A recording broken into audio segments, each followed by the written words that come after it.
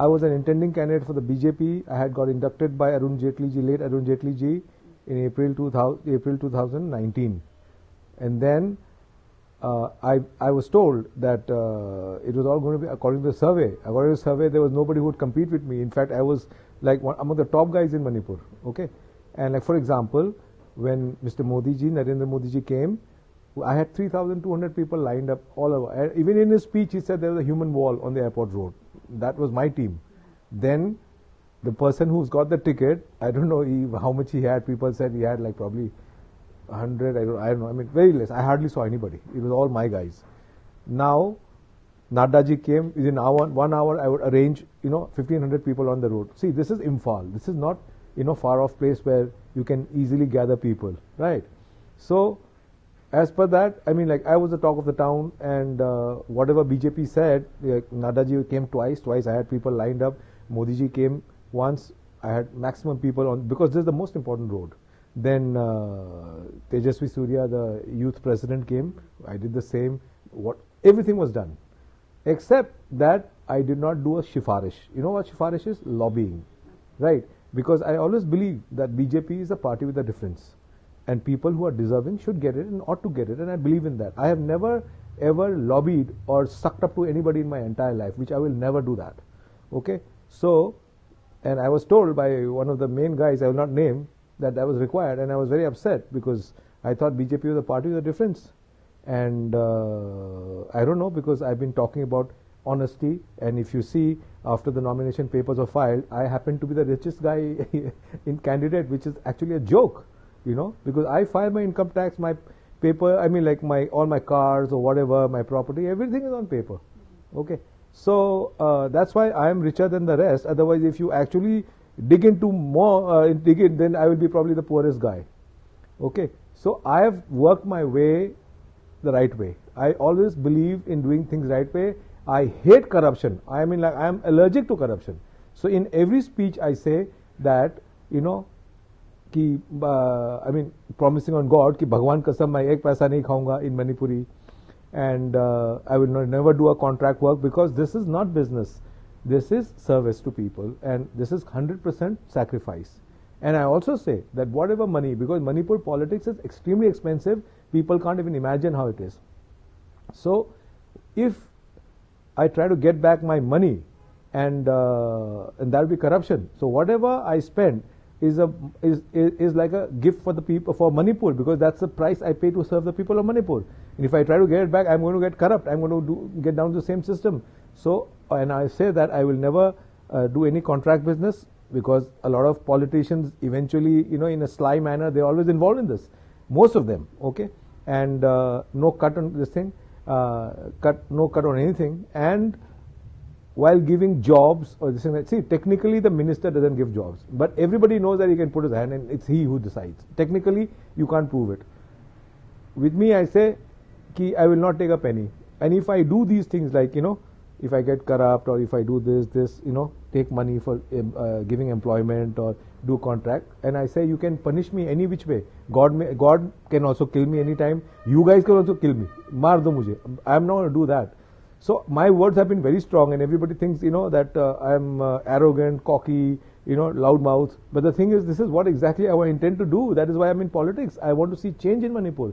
The sad part in Manipur is that if you look at the houses, okay, like my father built a house some 60 years ago. So typically we have this outhouse called Sangoi, okay, and even the Sangoi and the veranda, everything was much higher. It was difficult for us to climb, But now if you look at it today, the roads are higher than that veranda and all that. So we've had road over road over road and over road, so the roads are higher. So I mean, if you look at it, it's insane that we never had a single leader to say, man, stop that. There was no vision. It's a shame, big shame actually. I want to stop that, And you talk about, see, the thing is about politics, I'm sick and tired of politicians talking about problems. The leader is supposed to talk about only solutions, not problems. Every idiot in Manipur knows what the problem is. Okay? So we need people who talk about solutions. And we have to come out with solutions. Ultimately, politics is number one about integrity, which cannot be changed even if you read 1,000 books or, whatever. And second most important thing is vision. When your vision is right, and for vision it just can't happen like that. See, you can only imagine what you see, right?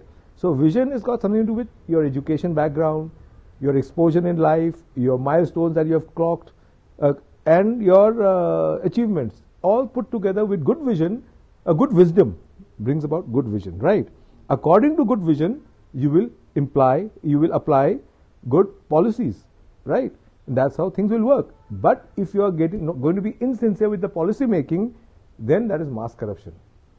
Okay, so everything, like we talk about Naga peace talk, we talk about MLR and Act, so and so issue, border issue, those are parts of it. When you have a whole vision, things will fall into place. We need to improve tourism, we need to improve irrigation system, we need agricultural products, forest products, we need the Act East policy, how things are going to be, are we prepared for it? So we want multinational companies coming, stationing themselves in Manipur so that our children can get employed, because multinational companies pay much more than the government of Manipur.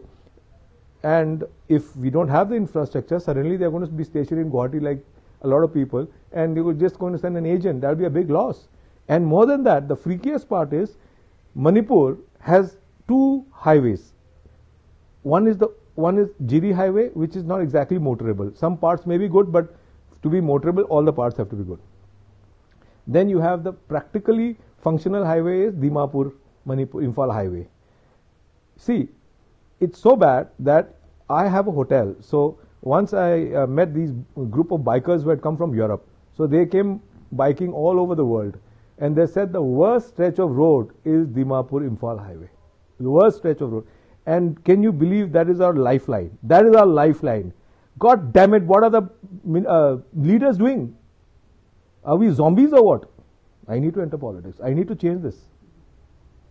It's sad, shameful, shocking. If you tell this to somebody, he'll just freak out. We don't even have a lifeline, a proper lifeline. And we have 30 lakh something people, staying in Manipur. Whatever cost 10 rupees in Manipur must be at least 15 bucks. Whatever cost 10 rupees in Guwahati would be 15 bucks here, because we don't even have proper infrastructure. How can you expect businesses to happen? How can you expect tourism to happen? Everything is about infrastructure. The key to success, the key to everything is infrastructure.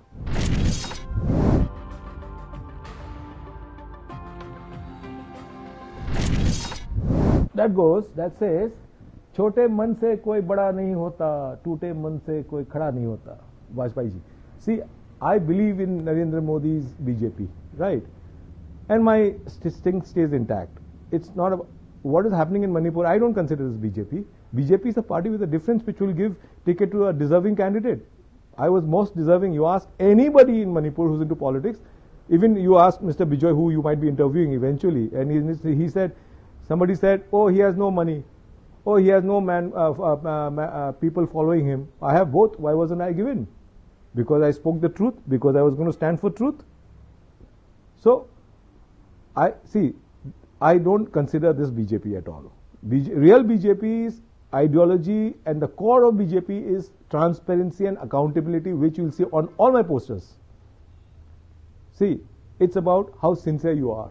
Politics is about your intent and your vision. And when you have a strong will, you can move mountains. And I know BJP very well. Not this one.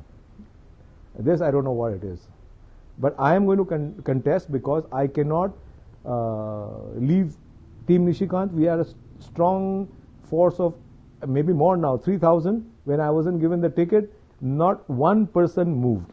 And we Manipuris are so emotional that we cannot be bought over, which I saw this time. And all these people who had told me that we will join you after you get the ticket, they all joined me irrespective of whether I got the ticket or not. They believed in me, and somewhere they felt that I wasn't dealt with fairly. They felt bad for me, because what happened was completely unfair. You see, you have to understand, nepotism, favoritism itself is corruption. Somewhere I was deprived, I was deserving. It's okay. There's God watching. Things will happen. I will win. Okay. But then, sir, I will win for the people of Manipur. I'm not fighting this election for myself. For me, it is more profitable to walk away. It is more profitable to lose because I had a cushy life, great life. I would watch movies, I would travel every 15 days. Now I can't do that. And I said, I will not even take my salary as an MLA. I would contribute that, put that into the local area development fund. I have no intention of earning money. There's going to be a complete sacrifice. I am fighting this election for Manipur, for all of us. I want to bring change in Manipur. There must be true politics. I'm sick and tired of watching politicers.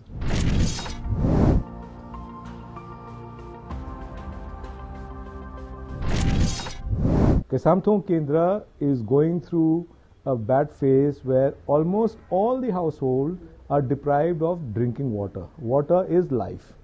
See, but the thing is that you can't take that in isolation. It's a whole Manipur thing that the Prime Minister's Jal Yojana has to be enacted here.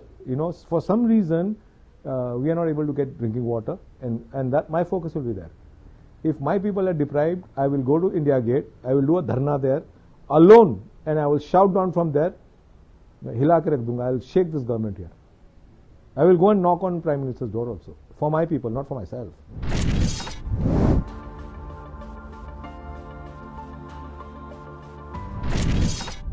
Bad policy making, insincere policy making. Like I said, when you are insincere with the policy making, that is mass corruption. That's what's been happening. Why? We have so much of rainfall. Can you believe it? Our paddy farmers cannot even have more than one crop this thing. We could have, we are blessed with so much rainfall, and we have, the valley is built in such a way you can have reservoirs in all directions on a slight height. We have so much rainfall. And of course, deforestation is a big issue, but from there you can have, irrigation canals coming down and things like that. Our guys could do like double, triple crop rotation. The income of the farmers, when it goes double, triple, Manipur becomes rich.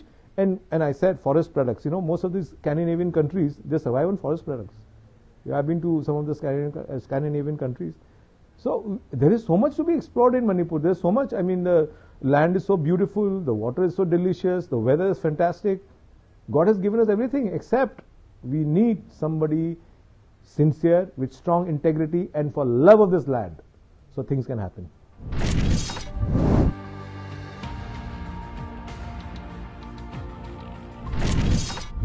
Well, I really don't know. I think women do really need to participate more. I really don't know about this. And I don't know. There should be more. Why not? There should be more. I guess because politics is rough, I guess because politics involves a lot of money, and women usually, the men earn money usually.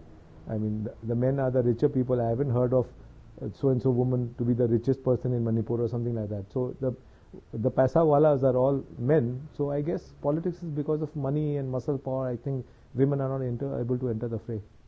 That's what I guess.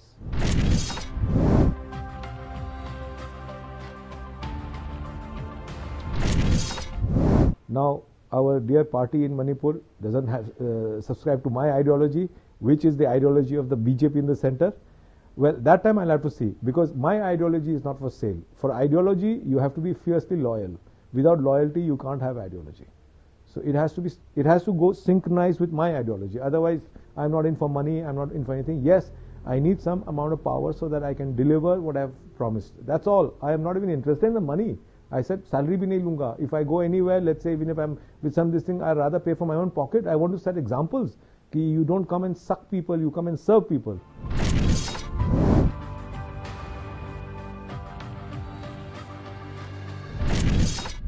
No, I'm not saying that. They didn't give me the ticket. My ideology is there. I'm not saying that. I'm saying I have come into politics with a certain ideology. That is never going to change. I'm not saying I'm with this BJP. I don't know how this BJP is going to shape up or shape down. I don't know. Don't forget to like, share and subscribe to East Mojo. For any queries, put them down in the comments section below and press on the bell icon for notifications.